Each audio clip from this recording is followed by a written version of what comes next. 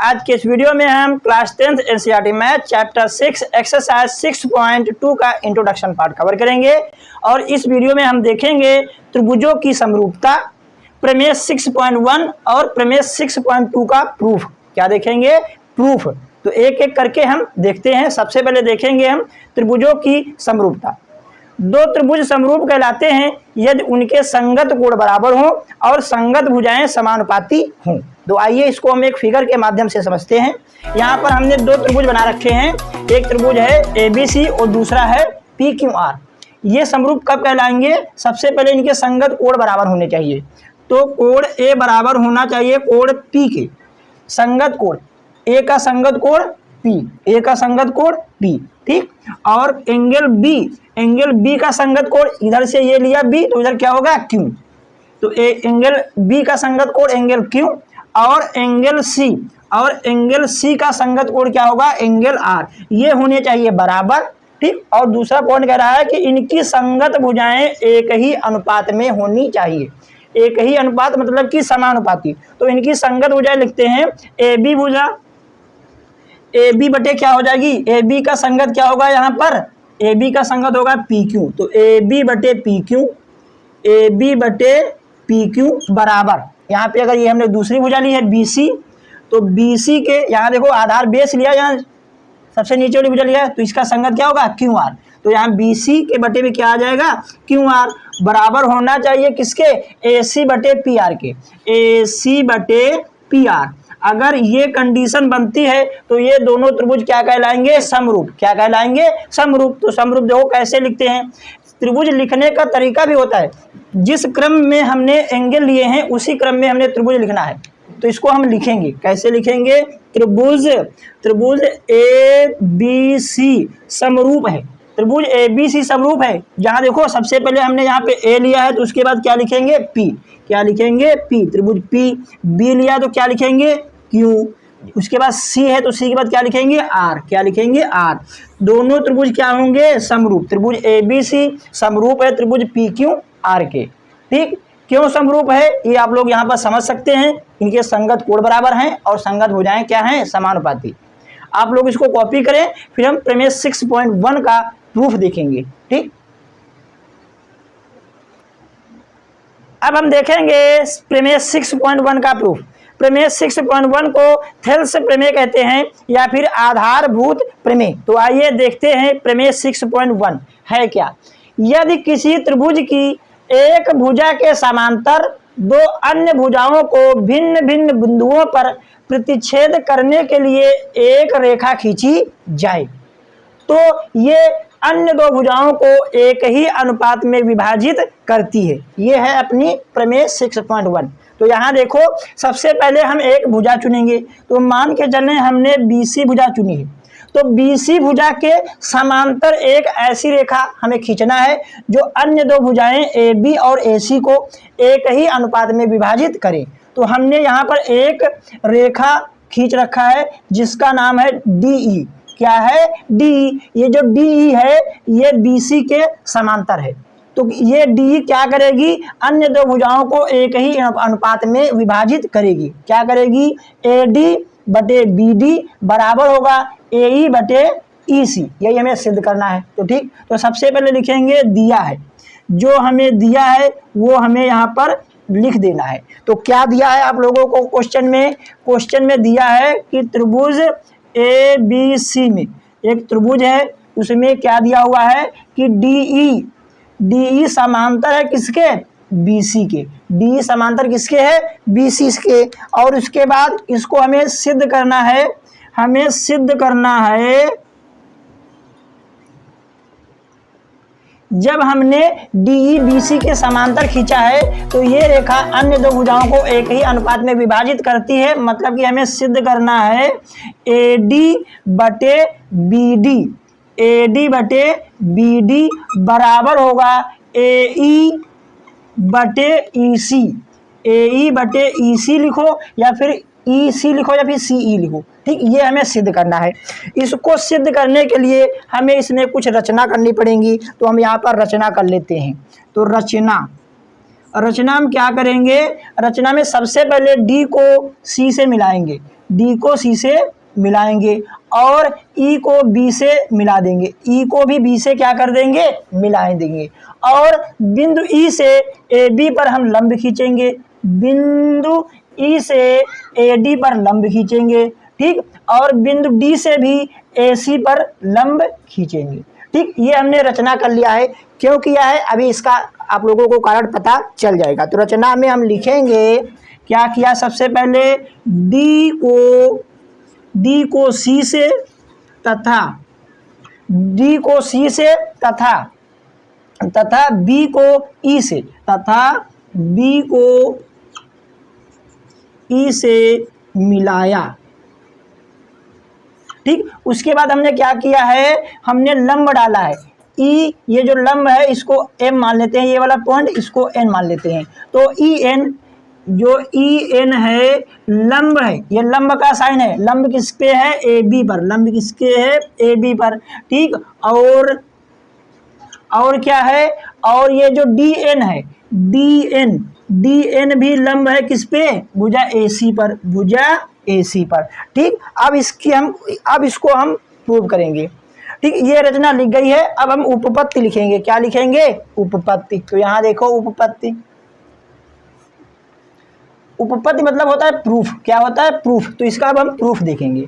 तो सबसे पहले हम त्रिभुज ए डी ई का क्षेत्रफल निकालेंगे। त्रिभुज ए डी ई का क्षेत्रफल निकालेंगे। एक बार हम इसमें लंब लेंगे ई एम, क्या लेंगे, ई एम, और दूसरी बार लेंगे डी एन। जब हम लंब ई एन लेंगे तो जिस पर लंब पड़ेगा वो आधार का काम करेगा, ठीक। उसके बाद जब हम डी एन लंब लेंगे तो जिस पर लंब पड़ेगा वो आधार का काम करेगा, ठीक। तो त्रिभुज का क्षेत्रफल होता है 1/2 लंब गुणे आधार। तो सबसे पहले हम एरिया निकाल रहे हैं। एरिया ऑफ त्रिभुज ए डी ई बराबर 1/2 लंब गुणे आधार। तो लंब हम सबसे पहले ले रहे हैं ई एम। क्या ले रहे हैं, ई एम। तो ये हो गया लंब गुणे आधार। आधार क्या होगा, लंब किस पे पड़ा है, ए डी भुजा पे पड़ा है ना, जाएगा AD, आ जाएगा अपना AD। ये हो गई है अपनी समीकरण 1, ठीक। उसके बाद हम क्या करेंगे, इसका क्षेत्रफल फिर से निकालेंगे, इसी त्रिभुज का। एरिया ऑफ त्रिभुज ADE का क्षेत्रफल निकालेंगे, लेकिन इस बार हम लंब चेंज कर लेंगे। लंब क्या लेंगे, DN। क्या लेंगे हम, DN। तो लंब हमने ले लिया है DN। जब लंब DN लिया है तो आधार क्या होगा, जिस पर लंब पड़ा है।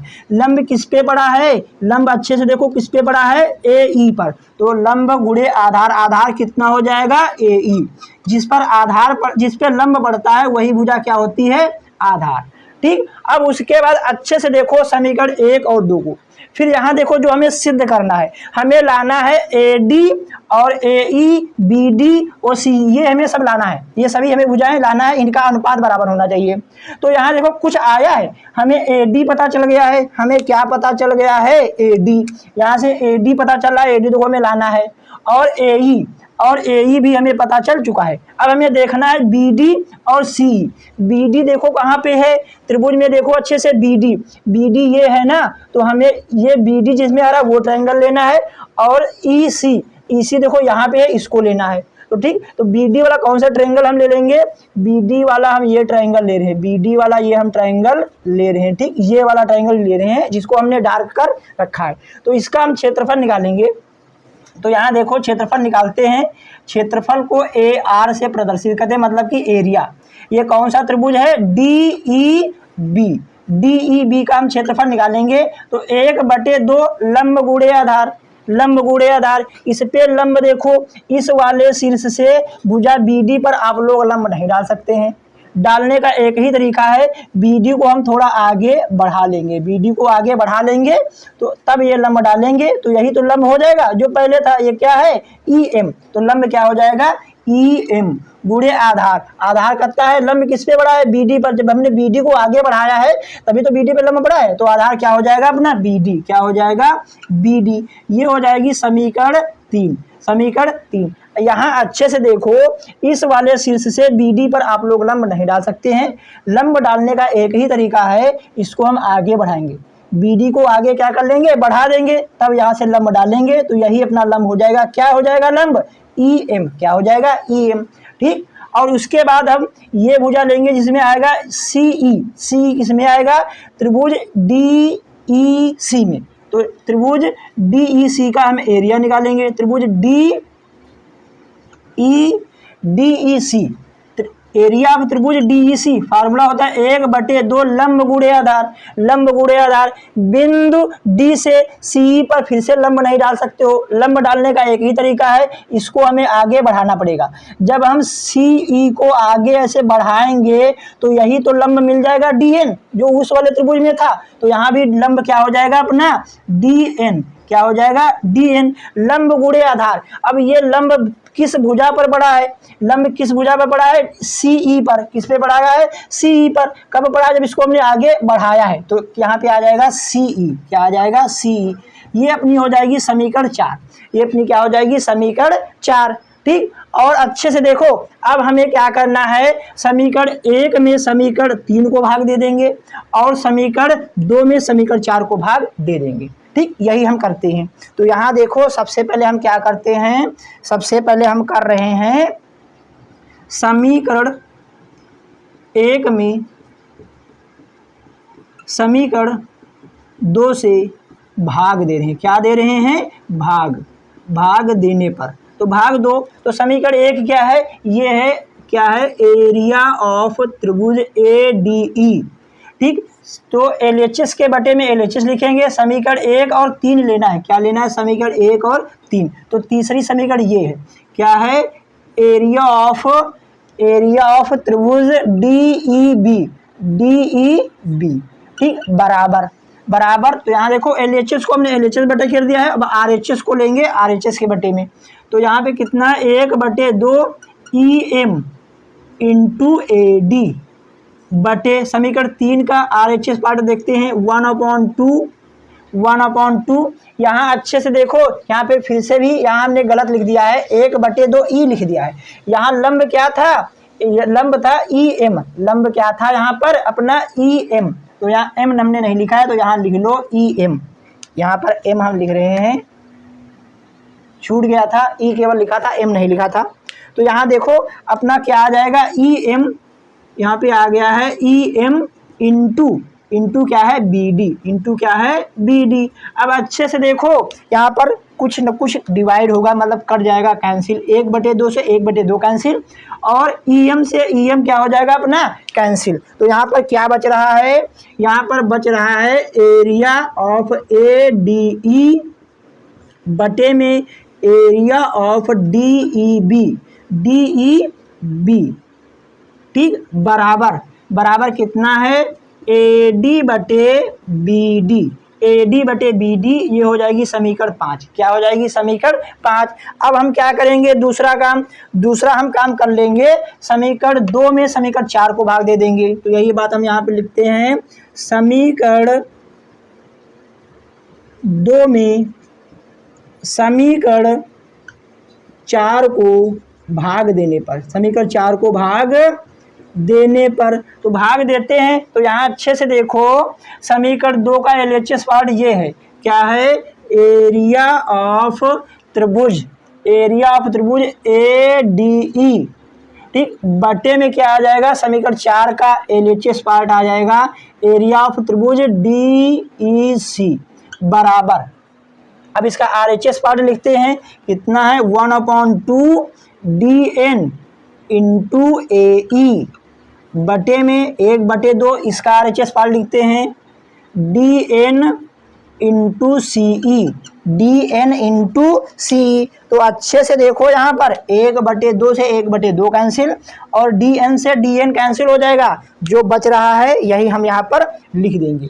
तो अच्छे से देखो, ये अपना AR त्रिभुज ADE बटे AR मतलब कि एरिया DEC बराबर आ गया है AE बटे CE। ये अपनी हो जाएगी समीकरण 6। अब यहाँ पर हम क्लास 9th की एक प्रमेय यूज करेंगे। तो यहाँ पर देखो हम लिखते हैं,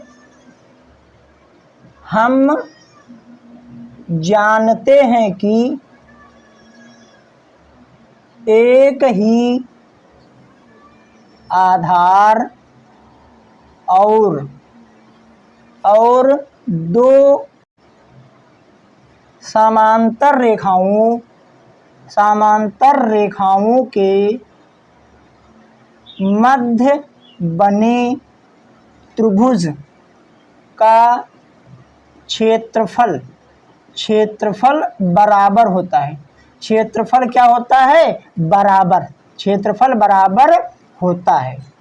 ठीक, अब यहाँ देखो, अब ये अपना ट्रायंगल देखो, यहाँ पर एक ही आधार, ये जो त्रिभुज अपने हैं DEB और DEC, इनका आधार सेम ही है। आधार कितना है? D। और ये जो त्रिभुज बन रहे हैं दोनों, ये समांतर रेखाओं DE और BC के मध्य बन रहे हैं, तो इनका क्षेत्रफल क्या होगा? बराबर। क्या होगा? बराबर। तो यहाँ देखो हम लिखते हैं, तो यहाँ पे आ जाएगा एरिया ऑफ त्रिभुज DEB बराबर होगा एरिया ऑफ त्रिभुज DEC। इनका क्षेत्रफल क्यों बराबर होगा? आप लोग यहाँ अच्छे से देखो, ये DE समांतर है BC के, DE समांतर है BC के, इनका आधार सेम है। आधार क्या है? DE। आधार क्या है? D। तो इसके मध्य में ये देखो दो त्रिभुज बन रहे हैं, एक ये त्रिभुज बन रहा है और एक अपना ये बन रहा है। जब दो समांतर रेखाओं के मध्य में एक ही आधार से दो त्रिभुज बनते हैं तो उनके क्षेत्रफल क्या होते हैं? बराबर। क्या होते हैं? बराबर। एक क्लास 9th की एक अपनी प्रमेय है। तो अच्छे से देखो, अब हम समीकरण 6 में DEC के जगह पे क्या रख देंगे? DEB, क्योंकि ये दोनों क्या हैं? बराबर। क्या हैं? बराबर। तो अच्छे से देखो, यहाँ पर हम लिखते हैं एरिया ADE बटे एरिया ऑफ DEC। यहाँ देखो DEC की जगह क्या लिख सकते हैं हम? DEB। क्या लिख सकते हैं? DEB। ठीक, बराबर। बराबर में कितना है? AE बटे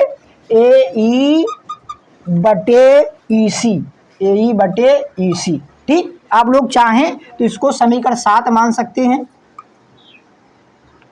ठीक, और यहाँ पर लिख सकते हैं कि समीकरण 6 और 7 से, यहाँ पर क्या लिख सकते हैं? यहाँ पर लिख सकते हैं समीकरण 6 और 7 से। समीकरण 6 और 7 से ये आया है। ठीक, अब ये अपनी हो जाएगी समीकरण 8। क्या हो जाएगी? समीकरण 8। अब अच्छे से देखो, हमें समीकरण 5 और 8 को देखना है। क्या देखना है? समीकरण 5 और 8 से अच्छे से देखो समीकरण 5 और 8 को। समीकरण 5 और 8 को देखोगे तो इनका LHS क्या है? बराबर। LHS चेक कर लो, LHS क्या है? दोनों का बराबर। एरिया त्रिभुज ADE, यहाँ पे देखो एरिया त्रिभुज ADE और हर में देखो एरिया त्रिभुज DEB और यहाँ पे एरिया त्रिभुज DEB। जब इनका LHS बराबर है तो RHS क्या हो जाएगा? बराबर। तो यहाँ देखो क्या आ जाएगा? यहाँ पे आ जाएगा AD बटे BD बराबर होगा AE बटे EC।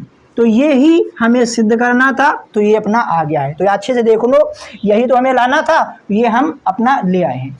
आप लोग इसको कॉपी करें, फिर हम प्रमेय 6.2 को सॉल्व करेंगे।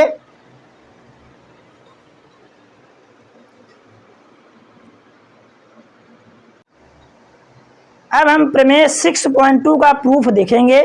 प्रमेय 6.2 को आधारभूत प्रमेय का विलोम कहते हैं या फिर थेल्स प्रमेय का विलोम। तो आइए देखते हैं। यदि एक रेखा किसी त्रिभुज की दो भुजाओं को एक ही अनुपात में विभाजित करे तो वह तीसरी भुजा के समांतर होती है। इससे पहले वाली प्रमेय का बिल्कुल ये उल्टा है। तो यहाँ देखो, ये हम AB और AC को एक ही अनुपात में विभाजित करने वाली एक रेखा हम खींच रहे हैं DE।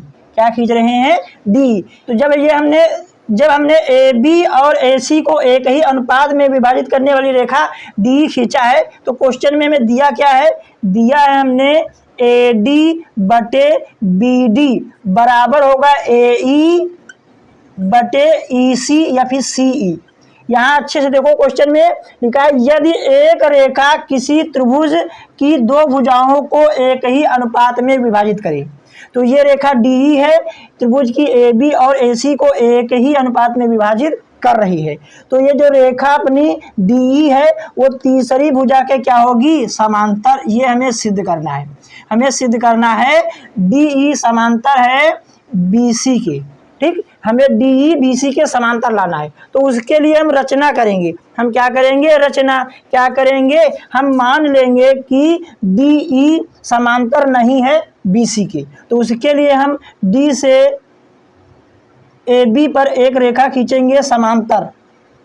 हम मान के चल रहे हैं कि डी ई डैश समांतर है बी सी के, डी ई नहीं। लिख देंगे माना डी ई समांतर नहीं है बी सी के। किसके, बी सी के। तो हम रचना में क्या करेंगे, रचना में हम डी ई डैश समांतर बी सी खींचेंगे, खींचा। ठीक, तो यहाँ देखो इसको हम सॉल्व करते हैं। उपपत्ति, उपपत्ति मतलब होता है प्रूफ। तो प्रूफ में सबसे पहले जो दिया है वही हम लिख देंगे। क्या दिया है, दिया है ए डी बटे बी डी बराबर ए ई बटे सी ई। इसको समीकरण 1 मानेंगे, लिख देंगे दिया है। क्या है ये, दिया है।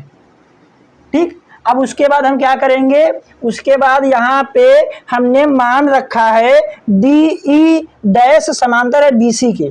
तो यहाँ से क्या आ जाएगा, तो यहाँ से आ जाएगा ए डी बटे बी डी, ए डी बटे बी डी बराबर ए ई डैश बटे ई डैश सी बटे सी ई डैश या फिर ई डैश सी। इसको हम मान लेंगे समीकरण 2। ये कहाँ से आया है, आधारभूत प्रमेय से, आधारभूत प्रमेय से, आधारभूत प्रमेय से, या फिर लिख सकते हैं प्रमेय 6.1, प्रमेय 6.1 से। ठीक, अच्छे से देखो, अच्छे से देखो। अब यहाँ इनका LHS बराबर है, LHS क्या है, बराबर। तो RHS क्या हो जाएगा, बराबर। ये नियम क्यों लगा है, क्योंकि यहाँ पे हमने माना है डी ई डैश समांतर है बी सी, ये हमने रचना की है। तो यहाँ लिख भी सकते हैं ब्रैकेट में, क्या लिख सकते हैं, डी ई डैश समांतर है बी सी के, तभी तो ये आएगा इसके पहले वाली प्रमेय से। अब समीकरण 1 और 2 अच्छे से देखो। समीकरण 1 व 2 से, समीकरण 1 व 2 से देखोगे तो इनका राइट, तो इनके LHS बराबर हैं। तो इनके क्या है, LHS बराबर, तो RHS भी क्या हो जाएंगे, बराबर। तो अपना आ जाएगा AE बटे CE बराबर AE डैश बटे CE डैश। ठीक, CE डैश। अब हम दोनों पक्षों में एक ऐड करेंगे। तो यहाँ देखो दोनों पक्षों में एक जोड़ने पर, यहाँ देखो हम दोनों पक्षों में एक जोड़ते हैं। तो AE बटे CE प्लस 1 बराबर AE डैश बटे CE डैश प्लस 1। अब यहाँ पर हम एलसीएम ले लेंगे। AE प्लस CE बटे में आ जाएगा CE बराबर, यहाँ पे आ जाएगा AE dash plus CE dash बटे CE डैश। ठीक, अब अच्छे से देखो फिगर में हमें देखना है AE प्लस CE। अच्छे से देखो AE, यहाँ से देखो AE plus CE, AE plus CE क्या हो जाएगा, AC। क्या हो जाएगा, AC। तो यहाँ पे हम लिख देंगे AC बटे CE बराबर। और अच्छे से देखो यहाँ पे AE डैश, यहाँ से AE डैश प्लस में E डैश C क्या हो जाएगा, फिर से ये क्या आ जाएगा, AC। फिर से ये क्या बन जाएगा अपना, AC। तो यहाँ पे लिख देंगे AC बटे CE डैश। अब होगा क्या, AC से AC कैंसिल हो जाएगा और यहाँ क्रॉस मल्टीप्लाई करके अपना क्या आ जाएगा, यहाँ पे 1 बटे, तो हम लिख देते हैं 1 बटे CE बराबर 1 बटे CE डैश। दोनों पक्षों को पलट दें या फिर क्रॉस मल्टीप्लाई कर दें। तो CE बराबर CE डैश, CE डैश। ठीक, CE डैश। ये अपना आ गया है CE बराबर CE डैश। अब इसको अच्छे से देखो, यहाँ त्रिभुज में यहाँ आ गया है CE, यहाँ से देखो CE और CE डैश दोनों क्या है, बराबर। CE और CE डैश बराबर है, इसका मतलब क्या है कि ई बिंदु पर ही ई डैश है। इससे पता चल रहा है कि बिंदु ई पर ही क्या है, ई डैश। तो यहाँ लिख देंगे हम क्या, ई और ई डैश संपाती है। क्या है, संपाती। जब ई और ई डैश संपाती है तो इससे क्या पता चल रहा है, चाहे डी ई ले या फिर डी ई डैश ले, जब डी ई समांतर है बीसी के तो डी ई भी क्या होगा, समांतर। जब दोनों संपाती ही है, एक ही बिंदु है, तो यहाँ पे हम लिख देंगे इट इम्प्लाइज दैट, क्या अपना आ जाएगा यहाँ से आ जाएगा डी ई समांतर है क्या, बीसी के। ये क्यों आया है, क्योंकि यहाँ देखो डी ई डैश समांतर था बीसी के, और यहाँ हमें लाना क्या था, डी ई समांतर बीसी के। जब ई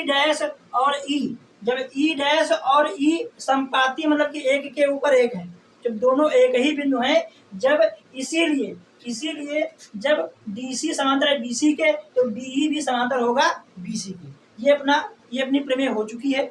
आप लोग इसको कॉपी करें, फिर हम अगले वीडियो में एक्सरसाइज 6.2 के सभी एग्जाम्पल को सॉल्व करेंगे और इसको थोड़ा और भी अच्छे से समझेंगे।